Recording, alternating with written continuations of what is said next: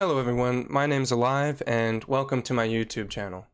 I've played Vanilla WoW for the past 4 or 5 years of my life and pretty hardcore. I've been participating in content such as killing world bosses, contending world bosses, Alliance vs Horde for several hours at a time, mass scale PvP, 100 vs 100 in Blackrock Mountain, server first raid clears, and even raid speedrunning. My goal is to take the knowledge I've gathered over the past few years and produce helpful video and written content guides. I've been lucky enough to be able to start my written guides on wowhead.com, and they've been really kind to me and given me that opportunity. And I'm also starting this YouTube channel to reach out to the community even further.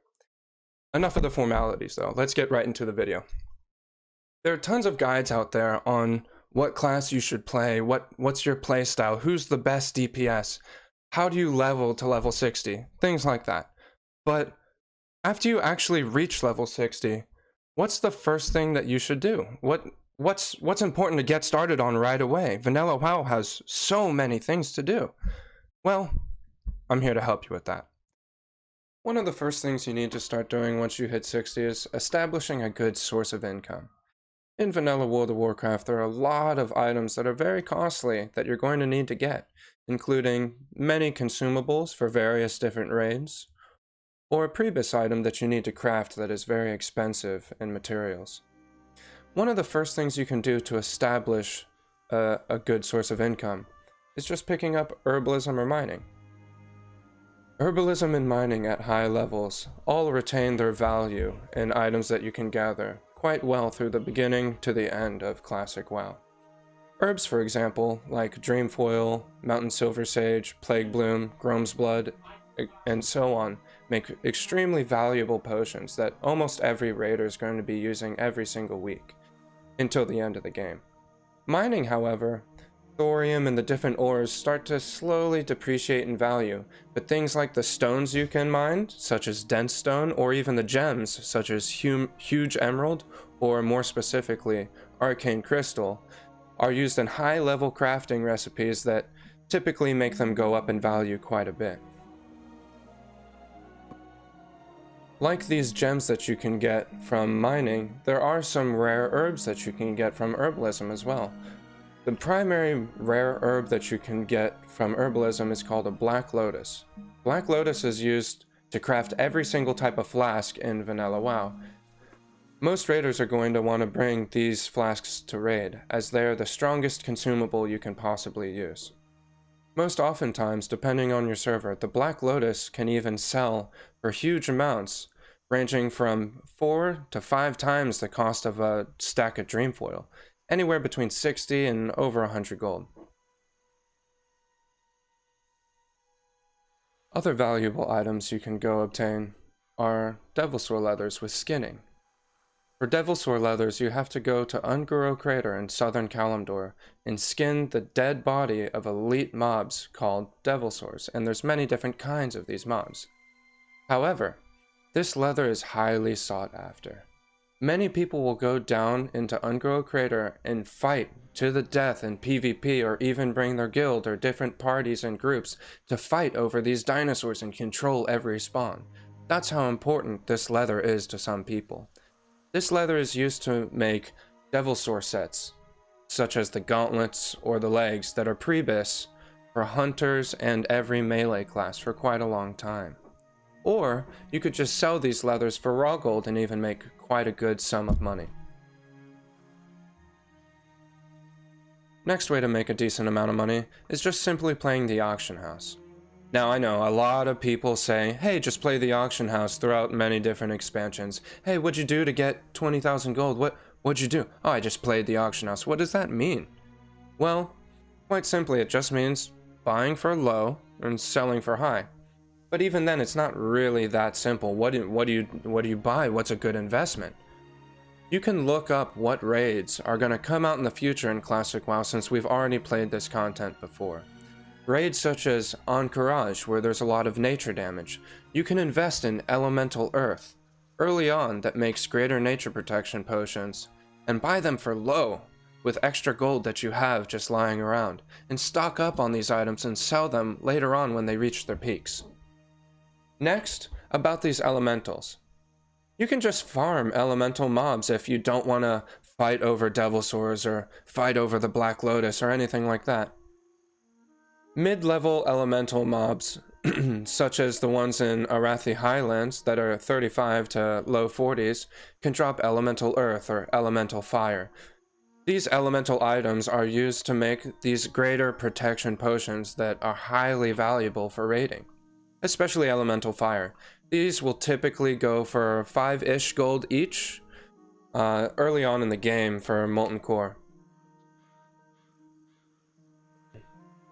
After you've established a good source of income, let's look at what to spend this money on. One of the first and most important things to spend this money on is just getting an epic mount. Epic mount in World of Warcraft typically costs around 800 to 1000 gold depending on your reputation with the corresponding faction. MMORPGs by nature are very slow-paced games with large worlds. They're meant to be played over a long period of time in a cumulative amount of days. Classic WoW in particular, I'd say is slower than your average MMORPG. There are many things to do in Vanilla WoW. PvPing, world PvP, raiding, dungeons, lore, collecting items. The list goes on forever. A lot of the time that you're going to spend doing all of this stuff and playing the game is just going to be spent on traveling. Just as a rough estimation, if you were to have a character that has 50 days played, I'd be willing to bet that around 20 to 25% of that time is just traveling. So the most important resource in this sort of game isn't really gold or anything like that. Your most important resource is time. The way you manage your time is crucial. Getting this epic mount will cut down on time exponentially. Not only that, but let's say you do want to go fight Devilsaur, you're looking to PvP. Well, if you have an epic mount, you can go hunt down all those noobs out there that don't have epic mount, and they'll never be able to run away from you. But it kind of goes vice versa as well. If you don't have epic mount, and the guy over there has epic mount, he can chase you down to the end of the earth, and there's nothing you can do about it. Lastly, with epic mount, just to be a nice guy, getting to dungeons and raids a little bit faster will take you a long way. People will typically get pretty upset if you take forever to get to Dire Maul or whatever dungeon you're doing.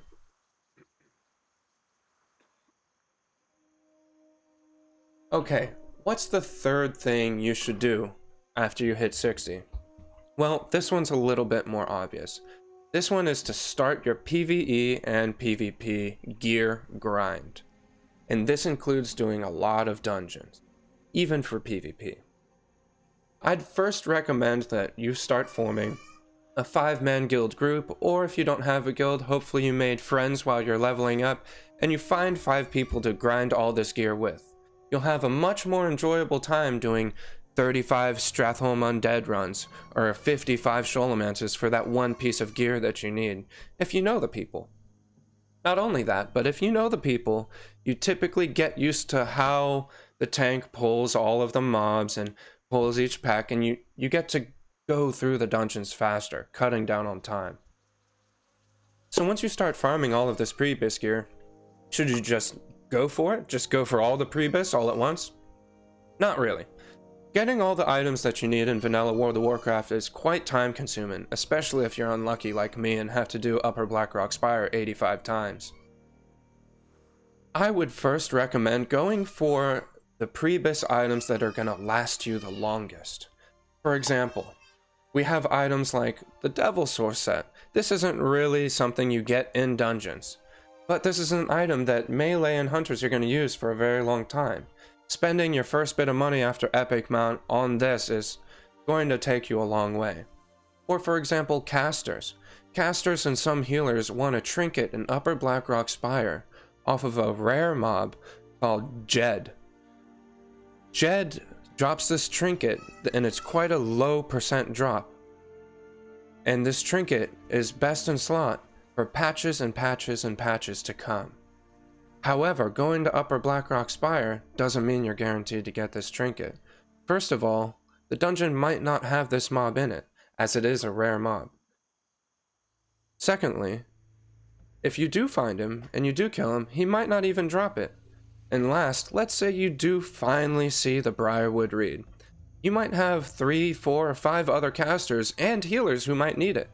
And then when you finally see it drop, you roll a 3, the next guy rolls a 97, well, you're going to do another 25, 30 Upper Blackrock Spire runs.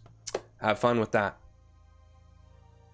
Now for those PvPers out there who are not really into raiding, that's not really your thing, it's too easy. You just want to beat up on people, smash face. I understand, I got you, I understand. However, you're still probably going to have to do quite a bit of dungeons. There's a lot of gear in dungeons that end up being PvP gear. You have to remember, in classic World of Warcraft, we don't have stats like resilience or versatility. There are no stats to just strictly reduce damage you take from other players. The PvP gear we use is high stamina gear. We rely more on our abilities or our weapon damage or melee or our caster toolkit for casters or different trinkets that you can use or even cool engineering items that you can use in PvP. But even if you're solely a PvP player, high stamina items in dungeons early on are gonna be key to getting that edge above everyone else in battle. Also for you PvPers out there, if you're looking to reach rank 14, you want to be the high warlord on your server, you want those high warlord rank weapons, good, go for it. It is exceptionally good to get these items. However, I hope you're ready for it. Not only do you have to be good at PvP or at least decent, you have to have the mental fortitude to put up with the ranking system. Even the best PvPers and the best pre-mades have to rank for months on end to reach rank 14, just due to how the ranking system works in vanilla WoW. Even if you were wanting to reach rank 12 or 13 so you could get the full epic gear set, it's still going to take you a considerable amount of time and a very large commitment. Getting lower ranks for the blue sets, such as ranks 7, 8, 9, and 10, are a bit easier as you typically need less honor per week to actually get the growth rate that you need. Why am I saying this? If you really want those PvP items, I know it's important to do everything else in the game, but you need to get a leg up on people. You have to start doing pre-mades early. You have to start queuing for battlegrounds. Fight everyone you see in the world. Unless it's a 1 on 10, then run away. Other than that, get as much honor as you possibly can, and this brings me back to just finding friends. Finding friends, 5, 10 people to queue up with queue up to a battleground is going to be far better than just solo queuing and hoping for the best. Well, I hope you guys liked my video and learned a little bit about what you should start doing at 60. I plan on releasing more video and written guides going into the future. I'm lucky to say that Wowhead is now backing me and allowing me to write guides on their website on their classic team, and I'm very thankful for that. But I'd like to reach out to the YouTube community as well and make video guides. If you guys have any questions or you have any recommendations for what I should do next, I'm going to leave my Discord link down in the link below. And I highly recommend and I hope that you guys join the Discord. I'm a very interactive person. I'd be more than happy to answer whatever questions I can for you guys. And I'll most likely end up just joining the voice chat and talking to you guys on a pretty frequent basis. I'm really excited to talk to the community. Furthermore, I plan on releasing guides that are more generalized and slowly get more and more detailed as Classic is closer to being launched. Now, if you want more detailed guides right away, such as speedrunning, how to min-max a certain class, what weapons are better and why, at what time and what patch maybe even, you can either contact me in Discord again or just leave a comment below in the YouTube channel.